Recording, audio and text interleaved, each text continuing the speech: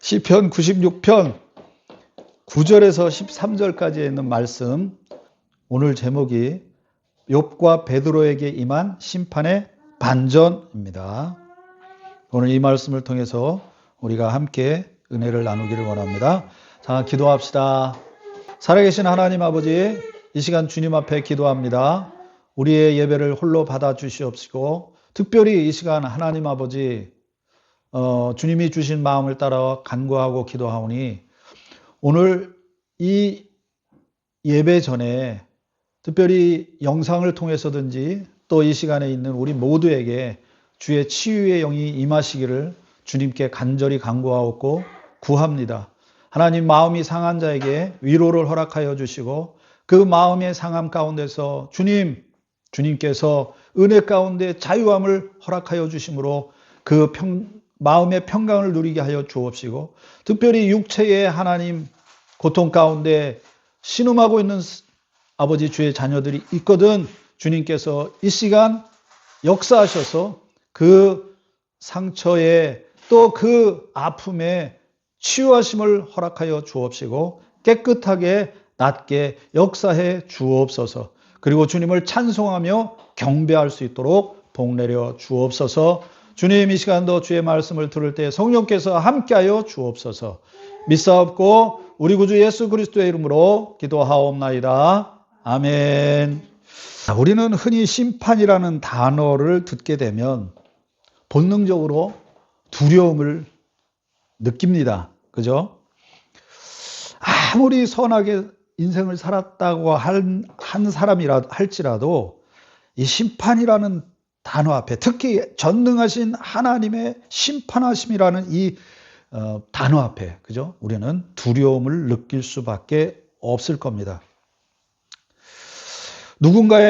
누군가가 나의 잘못을 낱낱이 파헤치고 엄중한 형벌을 내리는 그런 어떤 법정 풍경을 생각해 보기 때문에, 그런 풍경을 떠올리기 때문에 우리는 이 심판이라는 단어 앞에서 본능적으로 두려움을 느끼는 것이 어찌 보면 당연한 일일 수도 있을 겁니다. 그런데 오늘 시편 96편을 우리가 읽다 보면 이 심판을 향한 하나님의 놀라운, 우리가 생각하는 것과는 다른 선언을 하시는 것을 우리가 볼 수 있습니다. 그죠? 한번 볼까요? 11절, 12절 다시 한번 볼까요? 하늘은 기뻐하고 땅은 즐거워하며 바다와 거기 충만한 것이 외치고 밭과 그 가운데 있는 모든 것은 즐거워할지로다. 그때 숲의 모든 나무들이 여호와 앞에서 즐거이 노래할 것이다. 10절에 보면 뭐라고 그랬죠? 심판하실 것이다. 그런데 심판한 그 상황에서 온 세계가 즐거워하라. 이렇게 이야기하고 있는 것입니다. 우리가 처음에 얘기했지만 심판은 두려운 것인데 어떻게 기쁨이 될 수 있을까 하는 것입니다. 어떻게 하면 하나님이 우리를 심판하시는데 그 심판이 기쁨이 될 수 있느냐는 것입니다. 그 비밀은 오늘 말씀을 우리가 살펴보면서 알 수 있을 터인데, 바로 뭐냐 하면 심판주로 오시는 그분이 나와 어떤 관계에 있느냐. 그죠? 심판주로 오시는 그분이 나와 어떤 관계에 있느냐. 만약 나와 원수 관계에 있는 분이 나를 심판하러 온다 그러면 말 그대로 그 심판은 두려운 것이 될 것입니다. 그러나 우리의 자상하시고 우리를 끝까지 사랑하시는, 우리 믿음의 주요, 또 우리를 온전케 하시는 우리의 하나님 아버지가 우리의 심판주로 우리에게 임하신다고 한다면 그 심판의 의미는 약간 다른 것이 될 것이라는 거죠. 그죠? 나가지 마세요. 그냥 여기 있어요. 어딜 나가려고 해요?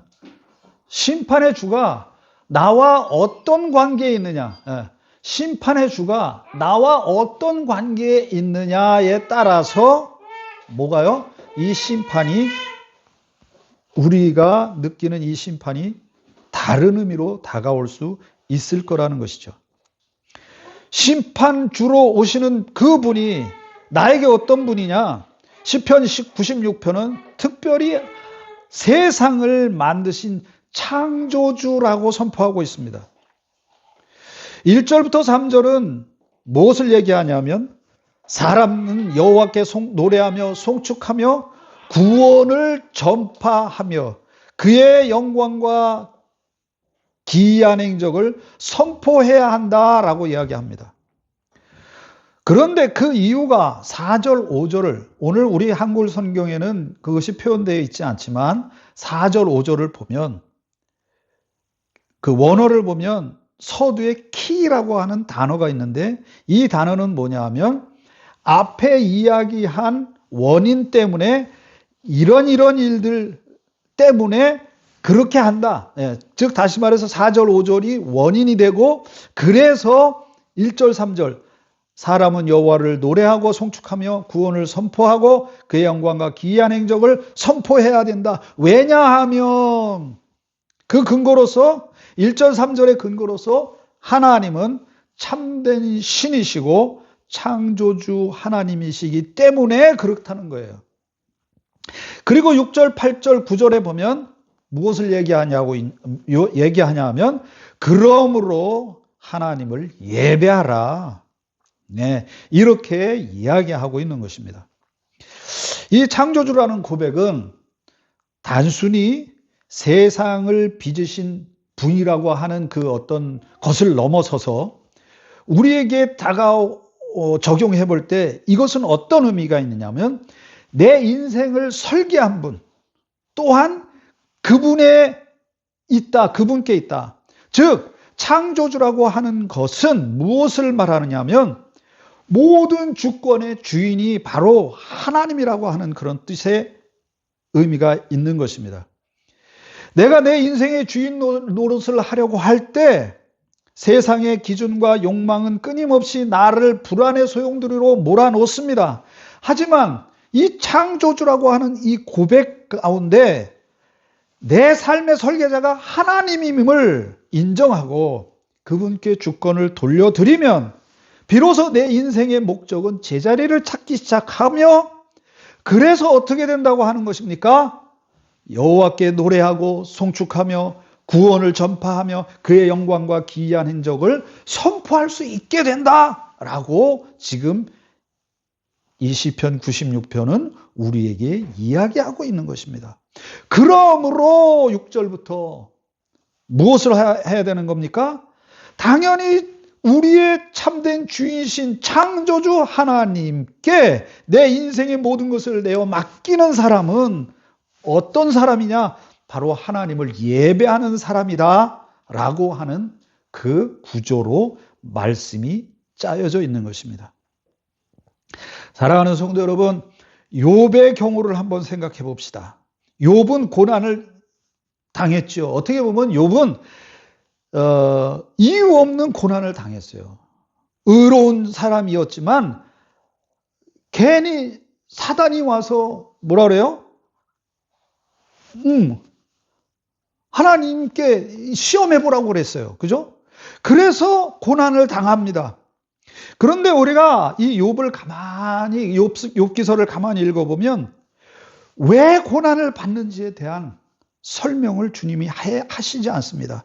마지막에 오히려 38절부터 42절 초반까지 하나님은 왜 내가 너에게 고난을 주었다를 설명하지 않으시고 무엇을 욥에게 선포하시냐면 창조주 하나님으로서의 자신을 선포하십니다. 그때 욥이 어떻게 합니까? 왜 하나님 나에게 그런 고통을 주셨습니까? 라고 하나님 앞에 처음에는 자기를 변호하고 하나님 말씀해 보십시오 막 그렇게 얘기하다가 나중에는 창조주 하나님에 대한 그 선포 앞에 욥은 온전하게 엎드리지요. 한번 볼까요?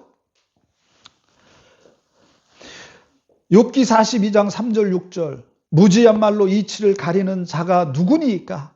나는 깨닫지도 못한 일을 말하였고 스스로 알 수도 없고 헤아리기도 어려운 일을 말하였나이다. 그러므로 내가 스스로 거두어드리고 무엇이요? 자기가 지금까지 하나님 앞에 막 그 반항하듯이 이야기했던 그 모든 말들, 자기가 왜 고난을 받는지도 모르지만 그 억울함 속에서 막 하나님 앞에 뭐라 할까? 뭐 대들듯이 막 그렇게 이야기했던 그 모든 말들을 이제 거두어드리고 티끌과 재 가운데서 내가 회개하나이다. 예. 오히려 회개할 것이 없는 것처럼 보였지만 욥은 그 창조주 하나님 앞에 무엇을 느끼고 자기 자신의 부끄러움을 느끼고 어떻게 하고 있는 거예요? 회개한다고 이야기하고 있습니다. 하나님의 창조주 되신 그 은혜를 하나님이 욥에게 선포했을 때 욥은 오히려 겸손하게 하나님 앞에 엎드려졌던 것이지요. 또 한 경우를 생각해 봅시다. 베드로의 경우를 우리 한번 생각해 봅시다. 베드로는 갈릴리 바다에서 폭풍을 만나 지금 배가 뒤집어질 수도 있는, 그래서 죽게 될 수도 있는 그때에 누가 찾아오십니까? 바로 주님이 찾아오셨죠. 그래서 주님이심을 보고 당당하게 바다로 뛰어내려서 몇 발짝 걸어갔습니다. 주님을 믿고 뛰어내렸지만 어떻게 됐어요? 폭풍과 거친 파도를 보고 어떻게 됐다고 그랬어요? 물에 빠졌다고 그랬어요. 믿음을 잃고 물에 빠졌어요. 그러면 그때 예수님께서 베드로에게 너 나를 믿지 않았으니까 그래 너는 그냥 죽어. 너는 물에 빠져서 죽는 게 맞아. 왜 나를 믿지 않았냐? 너 처음에 물에 뛰어들 때 그 믿음으로 나를 계속 따랐어야지. 왜 나를 계속해서 믿지 않았냐? 그래 넌 죽어버려. 라고 하셨나요? 그게 아니었죠. 어떻게 하셨어요? 그렇게 빠져가는 베드로를 버리지 않고 주님은 손을 내밀어 그를 붙들어 주셨지요. 자, 이것은 무엇을 말하는 겁니까? 이것은 무엇을 말하는 걸까요? 마태복음 14장 30절부터 33절에 보면 오늘 이 말씀이 베드로에 대한 말씀이 나옵니다. 바람을 보고 무서워 빠져가는지라 소리질러 이르되 주여 나를 구원하소서 하니 예수께서 즉시 손을 내밀어 그를 붙잡으시며 이르시되 믿음이 작은 자여 왜 의심하였느냐 하시고 배에 함께 오름에 바람이 그치는지라. 그때 뭐라고 얘기합니까? 배에 있는 사람들이 예수께 절하며 이르되 진실로 하나님의 아들이로소이다. 이렇게 지금 고백하고 있는 거예요. 그죠? 이게 굉장히 중요한 것이죠. 이렇게 고난을 만났지만 욥도 베드로도 고난을 만났지만 즉 고난이라고 하는 것은 심판을 당했다라고 우리가 표현할 수 있을 겁니다. 이 시편 96편을 통해서 볼 때 베드로도 욥도 고난의 심판을 당했지만 결국 뭐를 할 수 있게 됐냐 하는 것이에요. 그게 바로 아름다움과 거룩함으로 하나님을 예배할 수 있게 됐다는 것이에요. 사랑하는 성도 여러분, 베드로의 고백과 그 주변에 있던 친구들의 고백을 보세요. 배에 있는 사람들이 예수께 절하며 이르되 뭐라고 그러겠어요? 진실로 하나님의 아들이로소이다. 이게 뭐예요? 바로 하나님을 예배하는 거죠. 그러면 좀 더 구체적으로 욥과 베드로가 어떻게 창조주 하나님을 예배할 수 있게 되었는가 생각해 봅시다. 9절에 뭐라고 그랬어요? 아름답고 거룩한 것으로 여호와께 예배할지어다. 온 땅이여 그 앞에서 떨지어다 그랬습니다. 특히 여호와께 예배하다 이 말의 의미를 살펴보면 예배한다는 이 단어가 쏴하라는 뜻입니다. 쏴하. 원어에 보면 쏴하. 이건 어떤 거냐면 풀이 죽어 있는 모습을 말하는 겁니다. 풀이 죽어 있는 거예요. 풀이 죽어 있는 거예요. 뭔가 자기 뜻대로 되지 않았다든지 하여튼 좌우간 풀이 죽어 있는 거 이런 모습이에요. 근데 이것을 우리가 어떻게 이야기하냐 하면 엎드리다. 즉 겸손하게 구한다, 그런 의미가 있는 것입니다. 보세요. 욥과 베드로 고난이라고 하는 심판을 만났을 때 그들이 어떻게 되었습니까? 그 고난 앞에서 자기의 뜻대로, 자기의 생각대로 어떤 일들이 되어지지 않을 때 원망하고 불평하고 막 하나님 앞에 대들 수도 있지만, 그 창조주라고 하는 여호와 하나님의 그 은혜를 경험하고 체험했을 때, 보세요. 욥도 마찬가지고 베드로도 마찬가지고 진실로 하나님의 아들이십니다 라고 하는 이 고백 앞에 그들이 어떻게 했어요? 겸손하게 엎드려진 거죠.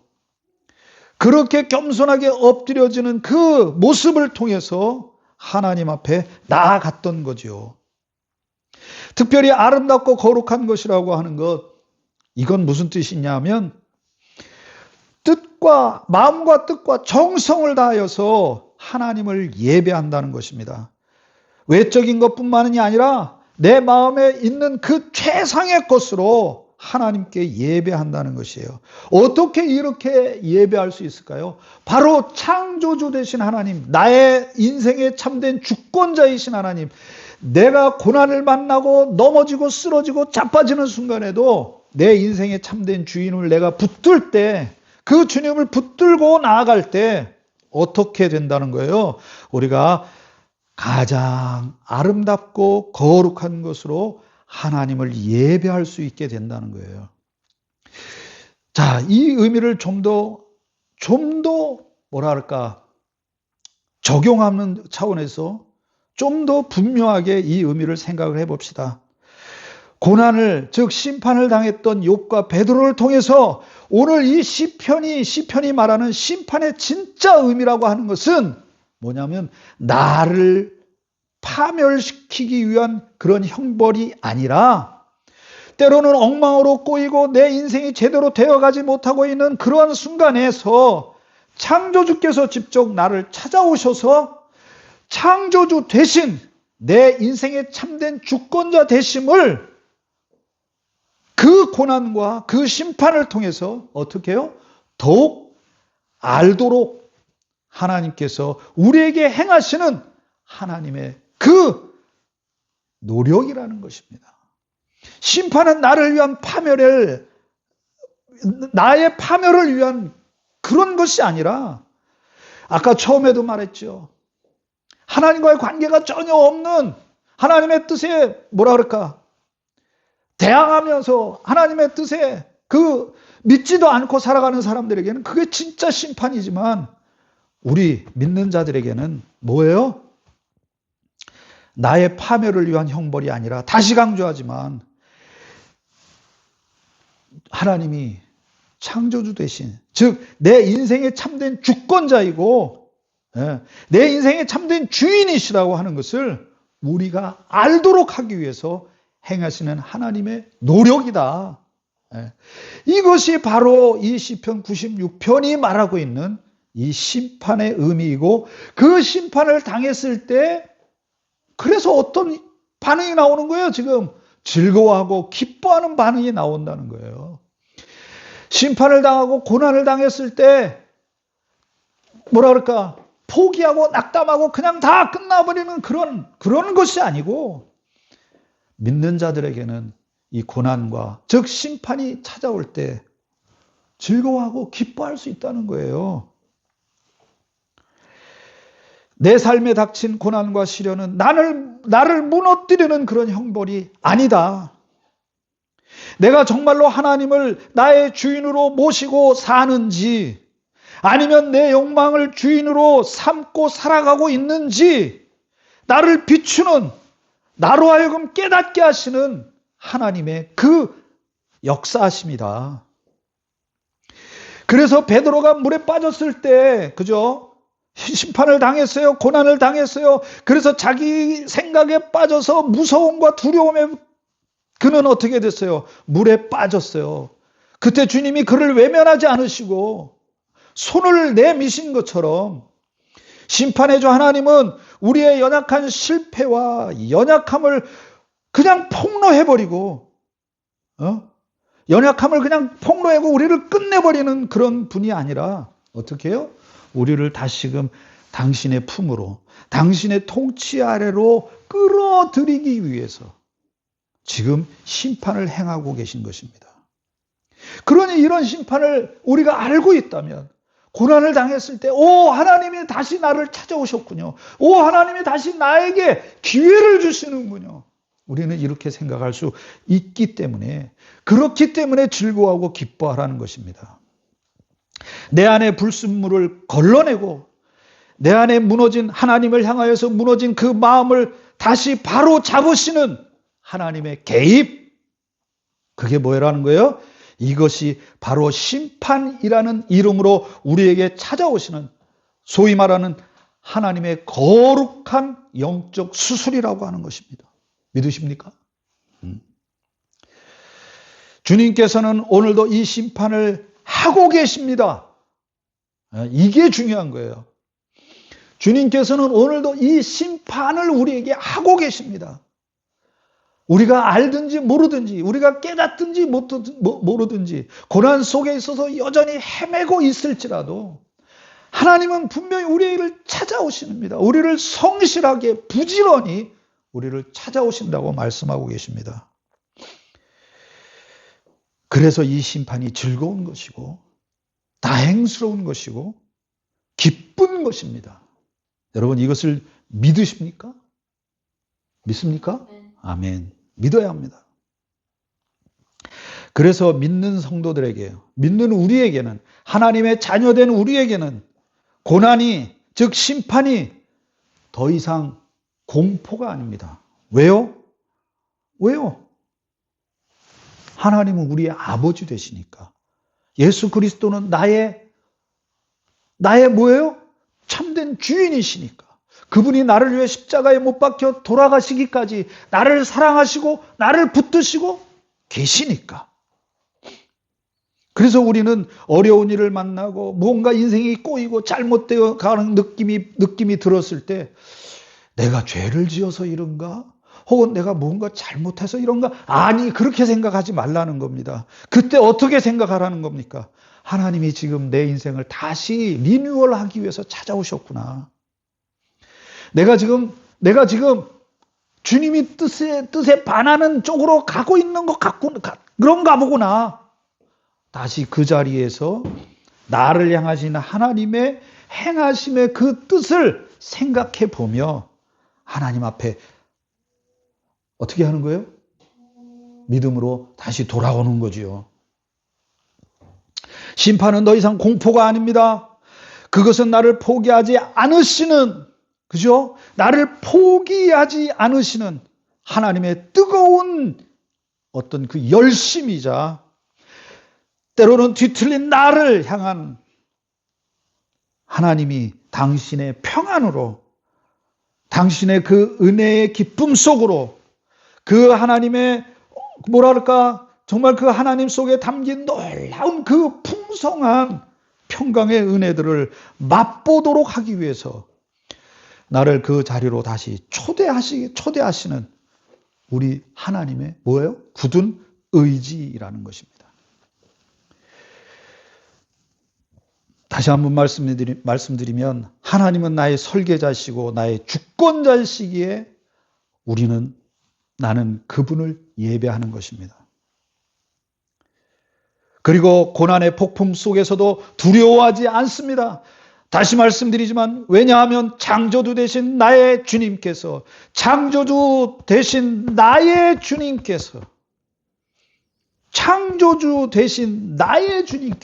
나하고 상관없는 분이 아니라 나의 주님께서 친히 나를 살리기 위해서 심판의 주로 오셨기 때문에, 그래서 내 삶에 꼬인 문제들을 바로 잡아주시고 나의 믿음을 정결하게 다시 다듬어 주실 것을 믿기 때문에 우리는 심판을 당해도 두려워하지 않는 것입니다. 오늘 이 시편 96편이 바로 그거예요. 어떻게 우리가 심판 앞에서 즐거워하고 두려워할 수 있겠습니까? 그러나 우리는 그래도 예수 안 믿는 사람들, 하나님의 여전히 진노 아래 회개하지 아니하고 하나님의 그 은혜들을 거부하고 있는 자들, 그들은 뭐가 되는 거예요? 진짜 그건 죽음의 심판이죠. 사망의 심판인 거죠. 그죠? 그러나 우리는 그게 아니라는 거예요. 이제 말씀을 맺겠습니다. 여러분의 인생은, 지금 여러분의 인생에서 가장 회복이 필요한 그 영역은 어디입니까? 사랑하는 성도 여러분, 지금 주님을 잃어버리고 사시는 것은 아닙니까? 그래서 억울한 일을 당해 지금 눈물을 짓고 있는 그 현장에만 머물러 있는 것 아닙니까? 아니면 주님을 잃어버리고 혹은 주님을 신뢰하지 못하는 그러한 일들로 인해서 내 인생의 여러 가지 문제들로 인해서 지금 불안해하고 떨고 흔들리는, 무엇을 해도 만족이 없는 그런 상태에 있는 것은 혹시 아닙니까? 혹은 예수 그리스도에 대한 참된 믿음이 없기 때문에 그 믿음에 대한 실패를 두려워하며 그 두려움 때문에 주님 앞에 다시 나와 주님을 붙드는 그 일들을 망설이고 있는 것은 아닙니까? 다시 한번 오늘 이 96편에 있는 말씀을 따라 선포합니다. 오늘 그곳에, 주님을 잃어버린 그 자리에, 억울한 일로 눈물 짓는 그 현장에, 아니면 주님을 잃어버린 그 자리에 심판의 주, 창조의 주, 내 주권자 되신 하나님을, 예수 그리스도를 초청하시기 바랍니다. 그리고 그분을 여러분 마음속에 다시 한번 간직하고, 사랑하는 성도 여러분, 여러분의 인생을 포기하지 않으시고 지금도 우리의 삶을 가장 아름다운 하나님의 그 주권적인 왕권, 그 왕권의 질서로 회복하시기 위해서 오늘도 우리에게 다가오시는, 아까도 말씀드렸죠, 계속해서 지금 우리를 찾아오고 계시다고, 우리를 심판하고 계시다고요. 그분의 그 손길을 신뢰하고 그분을 붙드는 저와 여러분 모두가 되기를 주의 이름으로 축원합니다. 심판은 그렇게 뭐가 되는 겁니까? 우리 인생의 새로운 시작이 될 것입니다. 우리의 고난은 우리를 무너지게 하는 것이 아니라 다시 우리를 주님 앞으로 나아가게 만들어서, 욥이 그랬던 것처럼, 베드로가 그랬던 것처럼 당신은 참으로 살아계신 하나님의 아들이십니다. 그렇게 고백하게 되는, 그리고 주님과의 깊은 교제 속에 들어가 하나님의 역사하심과 그 은혜를 진정으로 풍성하게 맛보는, 그 믿음의 역사가 충만하게 이루어지는 그 은혜가 있게 되기를 주의 이름으로 진실로 축원합니다. 비록 우리의 삶이 지금 어렵고 힘듭니까? 내 뜻대로 제대로 되지 않고 있습니까? 그것 때문에 실망하지 마십시오. 그것 때문에 낙심하지 마십시오. 지금 이 순간 이것을 허락하신 그 주님의 심판 앞에 겸손하게 엎드려서 주님을 온전하게 예배합시다. 아름답고 거룩한 것으로 예배합시다. 그 주님을 온전히 바라보고 주님 앞에 나아갑시다. 마음과 뜻과 정성을 다하여서 오히려 주님 앞에 나아갑시다. 그러면 반드시 주님이 뜻하시는 그때에 하나님의 역사를 우리에게 풍성하게 이루어 가시며 열매 맺게 하실 것임을 확신하며 여러분에게 이 말씀을 권면해 드립니다. 은혜가 충만하게 이 한 주간도 주님 안에서 거하시는 저와 여러분 모두가 되기를 다시 한번 축원합니다. 기도하겠습니다.